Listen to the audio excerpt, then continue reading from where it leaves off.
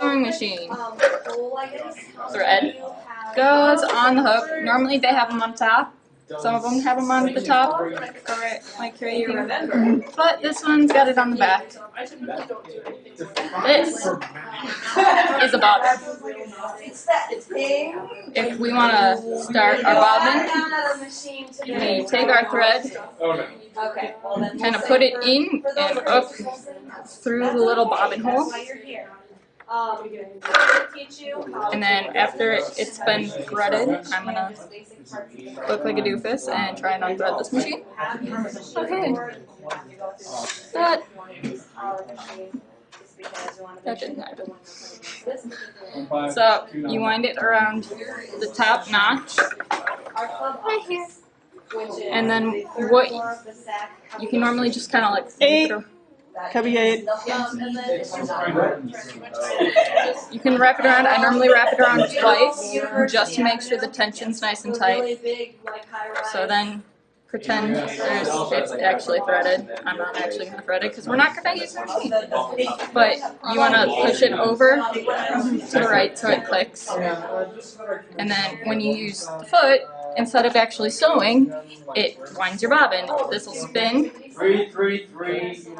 and it can either stop itself or you can stop it when you have enough thread. When you think you have enough thread on your bobbin, it's up to you, up to your discretion. So now you have a nice wound bobbin. What do we do with it? Boop. Yes. Put it in the bobbin case. This is like a set-in bobbin case. A lot of machines like the one Rachel has is a drop-in bobbin case, which are like 10 times as nice. I like those a lot better, but this was, I think, free for us, so we'll do it. Can I ask a question? Yes. Is that Comic Sans? Where? Mini Ultra. Oh my fucking god, that is Comic Sans on a machine. That's professional. And with our bobbin, it'll cut. There'll be this nice, cute little case. You pull it out. I'm putting it back in for now, but so pull this and pull it out, and then.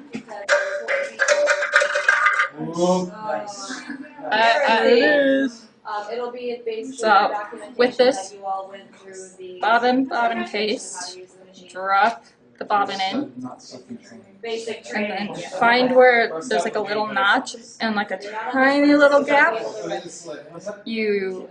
I usually hold it like this and pull the thread through this little gap until it's kind of clicks into place in this like little rectangle.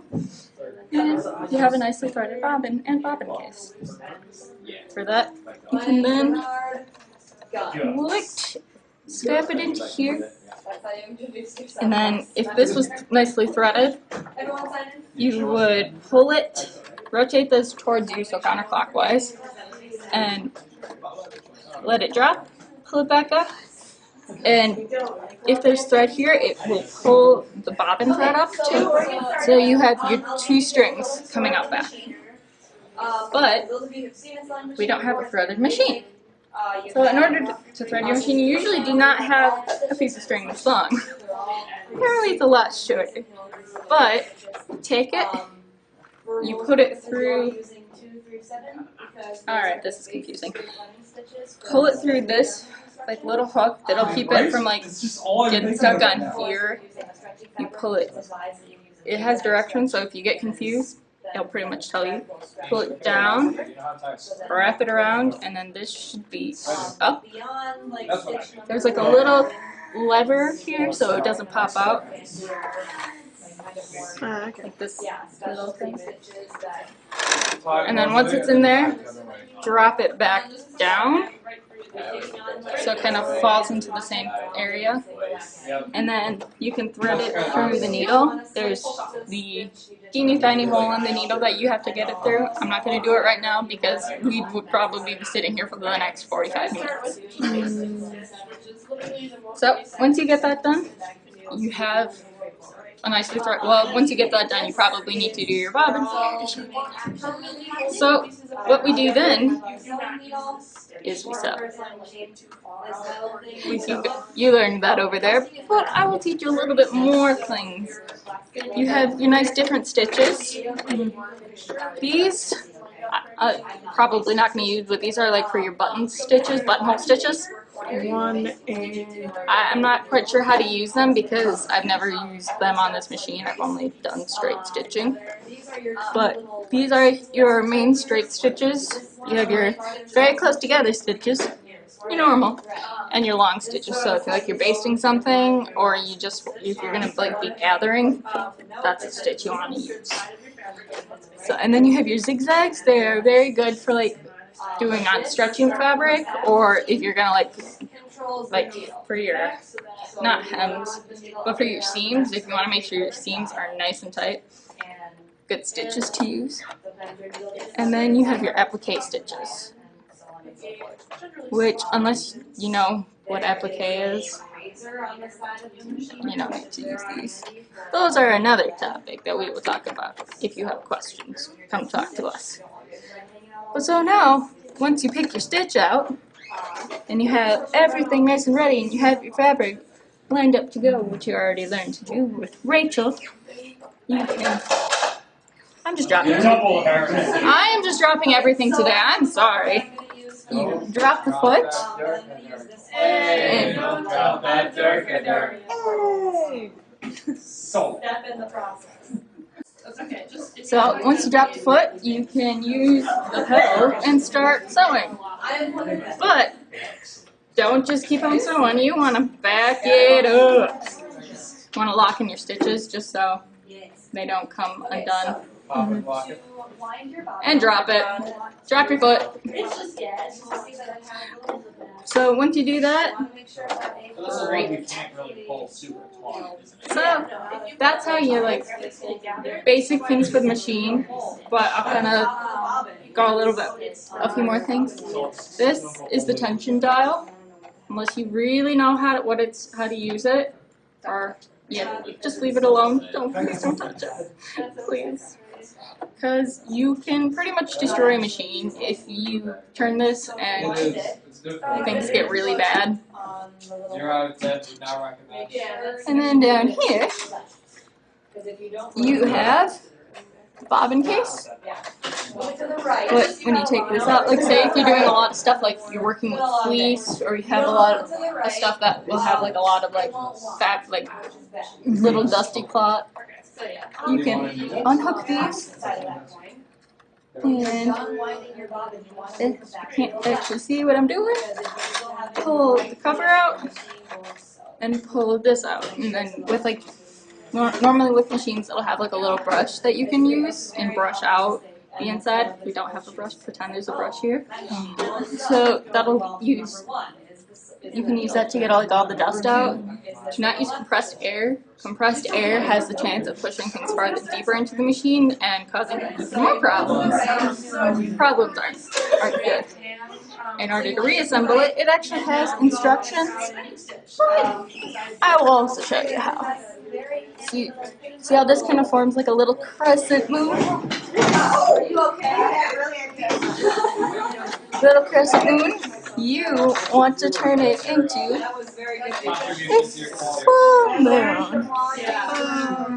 And then once that's on, you can put the case back over it, because that holds everything in. And these little notches hold the thing that holds that in. So that's the bobbin case. And then we put that back in there. I don't know where it went. You mean that? Yeah. Thank you. And then this goes back on there, and this is like your nice sewing surface. And if, like, say you think your machine's getting dusty, dust this part out too. With a little incandescent light bulb. This thing's probably older than most people here. So it's kind of an old machine. But yes. Disappointment. but this just snaps back on. And unless, like, don't take it apart. Just don't take the machine apart. It's not yours. Don't take it apart. So that's the machine, and then while you're sewing, there's like the nice little guide plate. If you cut your material straight, you can make your stitches straight.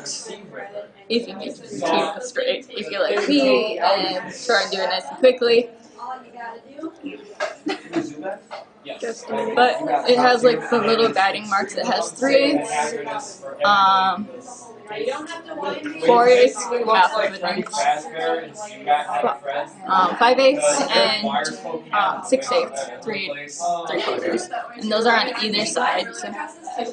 So on both sides, like if you're working on one side or the other, either side works. Yeah. So, and then with your foot, most machines have like different feet for different things. Like if you like doing like a zipper, there's a zipper foot, or if you're doing like a buttonhole, there are buttonhole feet. I think there are also like buttons, like if you want to sew a button on. I wouldn't suggest it with a normal machine without the proper stuff. But yeah, there's a whole bunch of different feet that you can get. Like there is a ruffling foot where you can make ruffles. It's expensive. I want it, but it's expensive. And like just a whole bunch of different other kind of feet. But this one, this is the only foot. Because most machines will have like a little button in back that you can push, and the feet kind of drops off, and you can change them. This one you have to use the screw to change it out. So feet, unless I have. But needle. Your needle probably will get dull after making a few things. So in order to change it, you can turn the knob, like open it, righty-tighty, lefty-loosey, and take your needle out. And ideally, you would get a fresh needle. This is the only one we've got. So pretend this is a new needle. So the top of the needle is a lot bigger than the bottom of the needle, and it's round, but then there's a flat surface on the back. The flat surface goes towards the back of the machine. So once you have your needle, you can hopefully see what you're doing in order to put your needle back, because you're not going to be at a weird angle to put your needle in. I hope not. I am failing. There we go. Needle in, and then tighten it back up. Make sure it's nice and tight. Would you put it all the way up? Does it like hit something? Yep. Or? There'll be a spot where like there's like a certain amount of space for the needle, and you put it all the way up and kind of hold it, and then tighten the screw. And that's how you change the needle. For these machines, there's the universal needles. They're probably like $4. But for different things, like you can get like specialized needles for like thicker fabrics, thinner fabrics. They also have like needles for like stretchy fabrics. They're like twin needles side by side, so you need 2 different threads, ideally the same color. But yeah, those are for stretchy. This is just this nice needle. And then, last but not least, turning your machine on. That's what we ideally want to do. You've got your nice little plug it in and turn it on. If it's plugged in, the machine will actually turn on. But this is your wheel. Pretty much, I was told always turn it towards you, like spin the wheel counterclockwise. It's good for the machine. It's good for the machine. And this. What? No. Call 1-800 for my home.